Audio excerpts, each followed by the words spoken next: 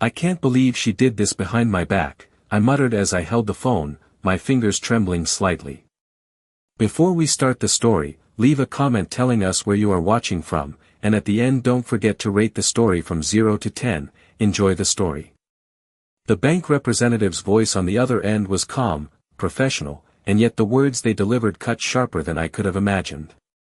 Apparently, my mother-in-law, Evelyn Mitchell, had somehow managed to open a college fund for my daughter, Sophie, and manipulated it without my knowledge, making withdrawals and changes that I would have never approved.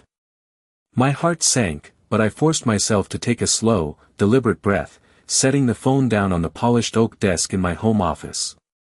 The room was quiet, the morning sunlight streaming through the blinds, casting stripes of light across my notes and scattered paperwork.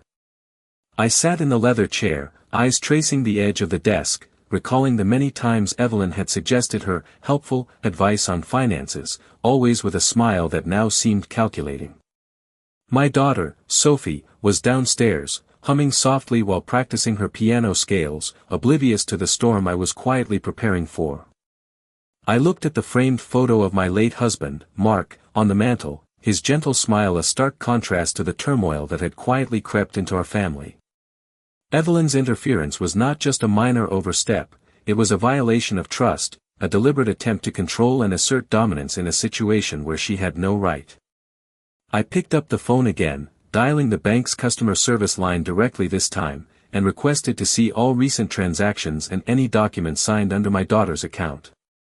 As I listened carefully to the representative, taking notes with meticulous precision, a pattern began to emerge. Withdrawals timed with trips Evelyn had taken, unexpected changes in beneficiary details, and unfamiliar account instructions, all pointing to a deliberate plan.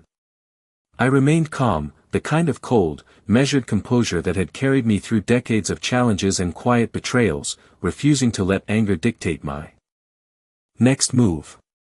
My mind worked in careful sequences: verify facts, gather evidence, protect Sophie, and only then confront Evelyn. Every click of the pen against the notebook was a quiet affirmation of my resolve. The air smelled faintly of brewed coffee, a grounding scent amid the emotional turbulence, and outside, the garden bloomed with early spring roses, vibrant and oblivious to human scheming. I allowed myself a small sip from the mug beside me, the warmth steadying my hands, as I reflected on the long road that had led to this moment. Evelyn had always possessed an uncanny ability to insert herself subtly into our decisions, cloaking her intentions behind offers of advice or concern, but this time, her overreach had triggered a chain of events she could not control. I felt a surge of clarity, a quiet determination rising, knowing that the first move was mine, and it would be deliberate, smart, and unseen until it was too late for her to backtrack. The reality was stark and simple: this was no longer a matter of courtesy or polite family interaction. It was about safeguarding my daughter's future, reclaiming authority that had been undermined, and exposing the manipulations that had been quietly layered over years of what I had once believed was familial guidance. I glanced once more at Sophie, her small hands dancing across the piano keys, and promised silently that nothing, not even Evelyn's cunning, would disrupt her opportunities. With measured movements, I began organizing all documents, statements, and correspondence, each piece a potential key in the unfolding strategy. My eyes narrowed slightly as I considered the steps ahead, the subtle leverage I could exercise through proper channels, legal avenues, and careful confrontation. No words had been spoken to Evelyn yet, but in the quiet, methodical actions of this morning, I felt the first threads of resolution take form, a silent but firm declaration that this family, and my daughter's future, would not be compromised under anyone's hidden hand. The morning sunlight filtered through the half-open blinds, casting long stripes across the living room floor where Sophie had left her school books scattered. I walked past them quietly, my steps careful not to disturb her concentration, though my mind was entirely occupied with the revelations from the bank. Each transaction, each signed form, each unexpected withdrawal lined up in my memory like dominoes, a trail that led unmistakably back to Evelyn. I poured myself a cup of tea, the steam rising slowly, the aroma grounding me as I considered my next steps. I did not feel the need to call anyone, to voice my frustration or demand explanations immediately. The quiet, deliberate preparation of breakfast for Sophie allowed me to observe the household in its normal rhythm, noting how Evelyn had subtly changed routines in the past few weeks, bank statements misplaced, letters left unopened, casual remarks about financial decisions that now seemed carefully planted. I remembered the times she had offered to help with setting up college savings, the way she would smile as if consulting a friend, when in truth she had always enjoyed the illusion of control. My hands moved methodically, arranging plates, pouring orange juice, checking the milk, all mundane tasks that provided a semblance of calm. Sophie's small voice drifted from the kitchen table where she was drawing, asking innocuous questions about breakfast, and I replied with measured tones, giving nothing away. Outside, the wind stirred the branches of the maple tree in the yard, a gentle rustling that contrasted sharply with the tension I felt inside. I settled into my usual chair at the table, reviewing every email, every letter, and each note from the bank, cross-referencing dates and signatures. The meticulous documentation revealed subtle patterns, small enough to have gone unnoticed by most, but glaringly clear to me. Evelyn had underestimated the likelihood that I would verify the details myself, that I would recognize the subtle markers of her interference. As I sipped my tea, I reflected on the years of observing her interactions with family finances, how often her suggestions had been gently accepted, never questioned, and now how those same patterns had escalated to a direct challenge to my authority as a parent and guardian. I did not feel panic. Instead, a cool, calculated awareness settled in, a clear understanding that every step I took needed to be deliberate, that patience would reveal more than confrontation ever could. I began compiling the documents into a coherent file, labeling each item with precision, preparing the foundation for what would come next. Every notation, every verified transaction became a tool, not a weapon, in the quiet strategy one was building. The day unfolded slowly, the house filled with the normal sounds of breakfast and homework, the sunlight shifting and lengthening across the room, yet beneath this ordinary veneer, an intricate map of truth and intention was taking shape. I watched Sophie laugh softly at something she had drawn, her innocence underscoring the importance of the path I was choosing, the responsibility to safeguard her future while maintaining composure, to let evidence, clarity, and timing reveal the truth without unnecessary confrontation, understanding that in silence there was power, and in preparation, the assurance that justice, however measured, would ultimately prevail. I sat back in the chair, letting the quiet of the house fill the spaces where tension had been coiled tightly. The sunlight moved slowly across the floor, touching each piece of evidence I had carefully collected, highlighting the dates and amounts, the signatures that did not belong to me or Sophie. I could almost feel the invisible threads that Evelyn had woven over time, connecting her subtle suggestions to the current manipulation of the college fund. I placed the documents neatly in a folder, each labeled with the date and the purpose, a small stack growing with each verified detail. The phone beside me rang softly, breaking the silence, and it was Sophie calling to ask a question about her afternoon classes. I smiled lightly, answering with warmth, though inside, every thought was calculated, every move deliberate. As she talked about her homework and friends, I realized that the stakes were not just numbers on a page, they were her future, her opportunity, and the trust she placed in me to protect it. I made a note to schedule a meeting with the bank representative in person, to review the fund line by line, ensuring that every withdrawal and deposit was accounted for and authorized properly. The living room remained orderly, with the scent of coffee lingering faintly, a comforting backdrop to the strategic process I was undertaking. I glanced at the framed photographs on the walls, of birthdays and family vacations, each image a reminder of the harmony I had sought to maintain over the years, now disrupted by subtle deceit. I thought about Evelyn and the way she had always inserted herself into our decisions, always presenting her guidance as helpful advice, when in fact it had often served her own interests. This morning, however, her plan had unraveled quietly, for I had recognized the pattern, documented the proof, and prepared myself for the measured response that would ensure fairness. I reflected on the conversations I would have, the questions I would ask, the documents I would present, all without anger, all without accusation, but with clarity and precision that would leave no room for doubt. The clock ticked steadily, each second a reminder that time moved on regardless of the schemes woven behind my back. I allowed myself a brief moment to breathe, savoring the calm determination that filled me, knowing that patience and preparation would achieve what confrontation alone could not. Every file, every note, every observation formed a silent arsenal, ready to be deployed in defense of Sophie and the integrity of her future.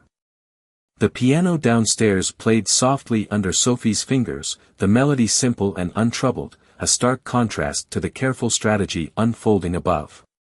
I sipped my tea slowly, appreciating the quiet, understanding that this measured vigilance was both a shield and a promise, a way to ensure that the trust placed in me by my daughter would never be compromised again. The sunlight shifted, drawing longer shadows across the floor, and I felt a sense of control, quiet but firm, as the first steps of the plan I had constructed took shape, each one deliberate, each one guided by the careful knowledge of the truth. I walked slowly to the bookshelf and pulled down the photo albums that had been sitting undisturbed for years, flipping through images of birthdays, family vacations, and quiet moments that now felt heavy with unspoken intentions. Each photograph seemed to hold a memory, a reflection of the trust one had placed in Evelyn over the years, trusting her judgment and advice in matters both small and significant. The contrast between the smiles frozen in those pictures and the calculated manipulations I had discovered today made my chest tighten, though I kept my expression calm. I returned to the desk and spread out the notes and statements I had meticulously organized, lining them up in chronological order, seeing clearly the pattern of her interference. I wrote down observations about every unusual transfer, every unexpected signature, each entry annotated with precise details that could support a careful confrontation if necessary. Outside, the maple tree swayed in a gentle breeze, the morning light shifting through the leaves, painting fleeting patterns on the carpet. I paused for a moment, listening to Sophie practicing her scales upstairs, the clarity of her focus and innocence underscoring the importance of my vigilance. I reviewed the emails she had sent over the past months, noticing subtle suggestions from Evelyn that now revealed themselves as precursors to the current situation, a series of small manipulations that had slowly shaped the fund to her design. I sipped my tea again, allowing the warmth to steady my thoughts, reflecting on the calm patience that would guide my actions. There was no rush, no need for an immediate confrontation, only careful preparation and observation. Every detail mattered. The exact timing of withdrawals, the way forms were signed, and the little notes left in the margins of statements. Each piece formed part of the larger picture, one that I intended to resolve with clarity and fairness. I thought of Sophie and her excitement for college, the opportunities she would have, and how crucial it was to protect them from interference. I organized the evidence further, making a plan to meet with the bank and review every aspect of the fund, ensuring that nothing would be overlooked or misrepresented. In that quiet morning, amidst the gentle sounds of home and the warmth of sunlight streaming through the window, I felt a steady resolve. This was not merely about correcting a mistake, but about setting boundaries and reinforcing the trust that should exist within a family. Every careful action I took, every observation I recorded, became part of a silent strategy to ensure that integrity prevailed, that Sophie's future remained secure, and that the truth would unfold in its proper time. I gathered the files from the previous analysis and spread them neatly across the desk, each folder labeled with precision, dates, amounts, signatures, annotations. The sunlight shifted across the room, illuminating every paper with a stark clarity that contrasted with the subtle deceptions Evelyn had orchestrated. I poured a second cup of tea, inhaling the comforting aroma as I reviewed each line carefully, noting patterns and irregularities. I recalled the moments over the past months when she had inserted herself into conversations about college savings, suggesting accounts and investment options that seemed innocuous at the time but now revealed a hidden agenda. My mind traced the sequence of her actions with careful deliberation, each step deliberate, each suggestion strategically placed. Sophie walked past the desk, carrying her sketchpad, and glanced up at me with a small, trusting smile. I returned the smile, calm and composed, my exterior a quiet mask for the vigilance and planning that occupied my thoughts. I revisited the bank statements, confirming transactions, and comparing them to emails and notes that Evelyn had left behind, each discrepancy a clue to her overreach.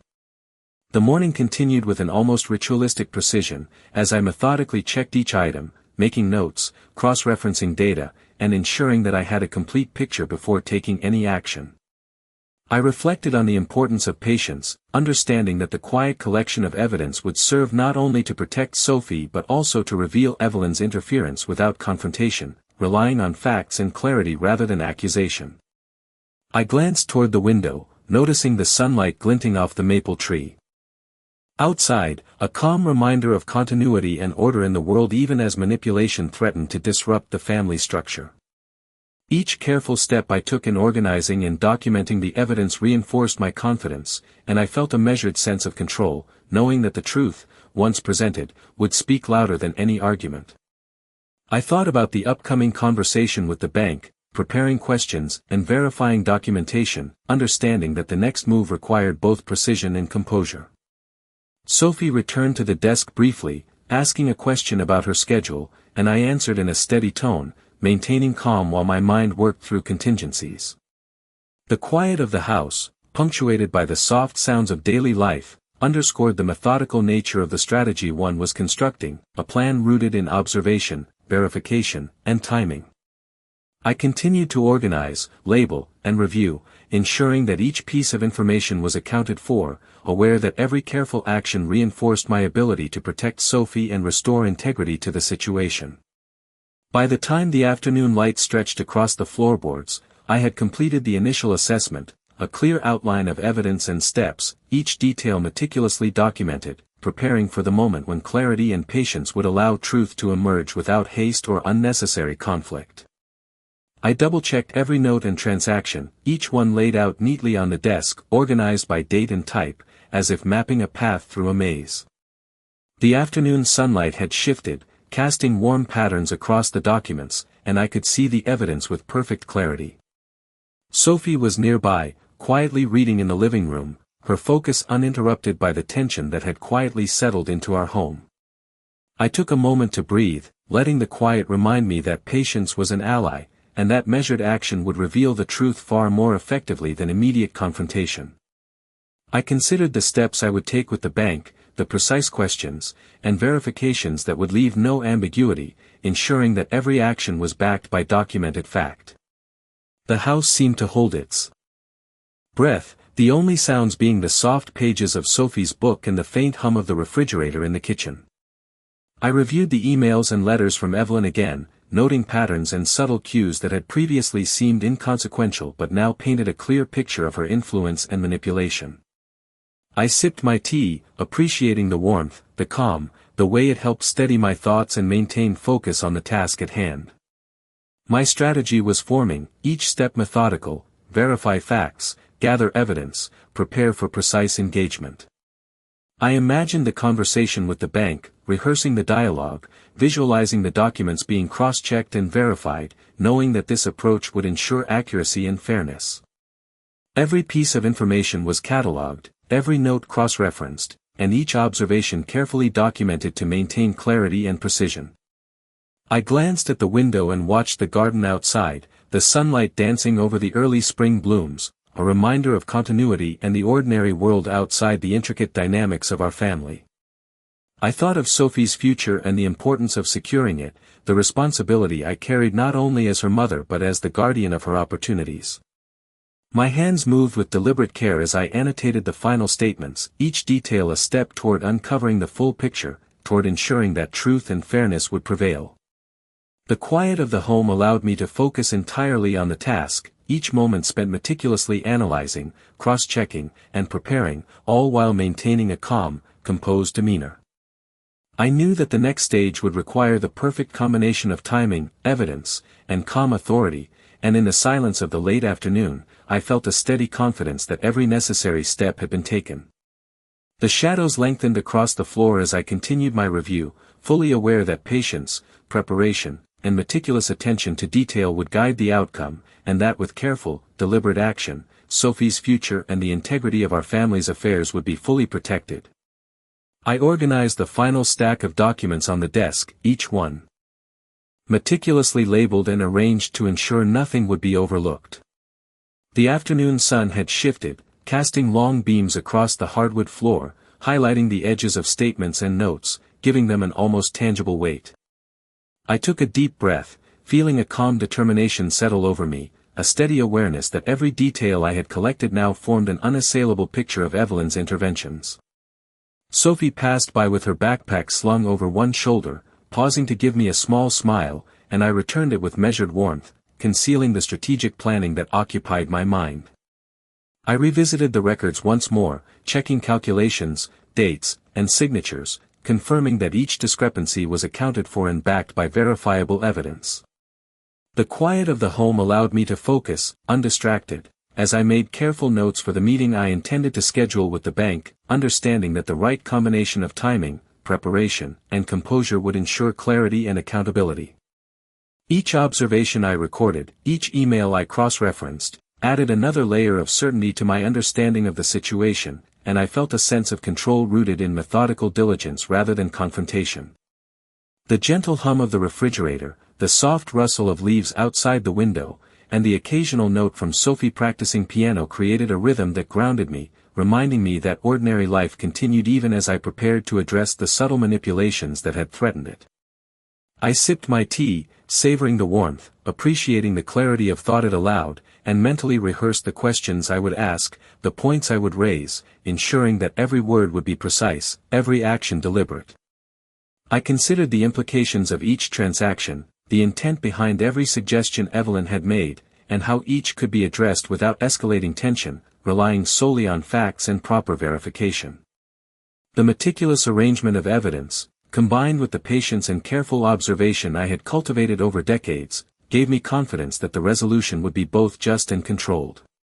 I glanced once more at Sophie, her laughter faint from the other room, a reminder of the stakes and the responsibility I carried. With the sun lowering toward the horizon, the light softened across the desk and the carefully compiled documents, and I felt the quiet satisfaction of preparation complete, the knowledge that the truth, supported by careful documentation and clear evidence, would reveal itself naturally, protecting my daughter and maintaining the integrity of our family affairs. I reviewed the complete set of documents one final time, tracing each transaction and annotation with deliberate care, ensuring that no detail had been overlooked or misinterpreted. The late afternoon sunlight filtered through the blinds, casting long shadows across the desk where the evidence lay neatly organized, each file representing a step in the careful plan I had constructed. I took a slow sip of tea, letting the warmth ground my thoughts, maintaining a calm exterior while internally reviewing the chain of events that had led to this moment. Sophie wandered past, her backpack slung over her shoulder, glancing at me with a quiet smile before heading upstairs, a reminder of what was truly at stake. I meticulously checked each email, cross-referencing dates, verifying signatures, and ensuring that every point was documented with precision, building a clear, undeniable picture of Evelyn's interference. The house was silent except for the soft hum of the refrigerator and the occasional creak of floorboards as the sunlight shifted, illuminating new angles of the carefully stacked folders. I reflected on the pattern of subtle suggestions Evelyn had made over the months, small nudges disguised as advice, each one now revealed as part of a deliberate effort to control aspects of Sophie's college fund. My mind moved through the strategy one had developed, each step measured, each action designed to protect Sophie's future and ensure transparency without confrontation. I considered the forthcoming meeting with the bank, the precise questions I would ask, and the way I would present the evidence so that clarity would prevail and all actions could be verified independently. Each notation, each document, and every cross-reference detail reinforced the path I had laid out, a methodical process designed to ensure that the truth would emerge fully and accurately. The golden light of the sun touched the edges of the papers, creating a sense of calm clarity in the room, and I felt a quiet confidence in the steps I had taken. I reviewed the plan once more, considering timing, phrasing, and documentation, ensuring that when the moment arrived, nothing would be left to chance. Every careful preparation, every note, and every observation had been made with the intent of preserving Sophie's opportunities and establishing accountability in a measured and controlled way. The room was a study in quiet efficiency, the evidence arranged to allow for the smoothest verification, the clearest presentation, and the most controlled resolution. I glanced briefly at Sophie's empty room upstairs, thinking of her laughter and innocence, and felt a deep sense of responsibility, knowing that my measured diligence would secure her future and uphold the integrity of our family's affairs. As the sun dipped lower, casting long, soft shadows across the desk, I allowed myself a small sense of satisfaction, the knowledge that every step taken had been deliberate, calculated, and in full service of truth and fairness, ready for the moment when the careful strategy one had built would reveal the outcome. I finally set down the last folder, feeling a quiet sense of closure settle over the room. The sun had dipped lower in the sky, casting a soft, warm glow across the desk where every document, note, and statement had been meticulously reviewed and verified. I leaned back in the chair, letting the calm settle into my shoulders, knowing that the hours of careful observation and methodical preparation had not been wasted. Sophie emerged from her room, backpack in hand, her eyes bright and unaware of the intricacies of the financial web that had quietly been untangled on her behalf. I smiled gently at her, letting the warmth of that simple connection remind me why every careful step mattered, why precision and patience had been my allies throughout the day. I gathered the organized files, preparing to take them to the bank for the final review, each labeled clearly and ready to present a complete, indisputable picture. The evidence of Evelyn's interference was undeniable, yet the approach I had chosen allowed for resolution without conflict, relying on clarity, documentation, and proper channels rather than emotion or accusation. I reflected on the subtle ways trust had been manipulated, the careful patterns that Evelyn had followed over time, and the way each suggestion, each minor action, had been recorded and traced back to its source. The air in the house was still, the faint hum of the refrigerator and the occasional bird outside the window the only sounds as I methodically packed the files, my movements deliberate, steady, unhurried. I felt the weight of responsibility, the importance of ensuring that Sophie's future remained secure, and yet a lightness settled in, knowing that preparation and careful planning had created a shield against any further interference. I double-checked every folder, every annotation, every cross-reference, ensuring that nothing was missing, that every detail could be supported by verifiable evidence. The late afternoon light shifted across the floor, touching the photographs of family moments, each a reminder of what mattered most and why the integrity of the steps I had taken would safeguard not only financial security but also trust and clarity within our family. I set the final folder aside, taking a deep breath, the quiet filled with a sense of accomplishment, knowing that the strategy one had developed was sound, the truth documented, and that Sophie's college fund was now fully protected. The room felt lighter, the air calmer, a subtle peace settling over the space as I considered the next steps, the measured conversations with the bank, and the careful confirmation that would leave no room for ambiguity. I glanced once more at Sophie, watching her with quiet pride, and knew that the diligence, patience, and careful attention to detail that had guided the day would ensure that justice, clarity, and fairness prevailed, providing security and confidence for her future while maintaining the integrity of our family's affairs.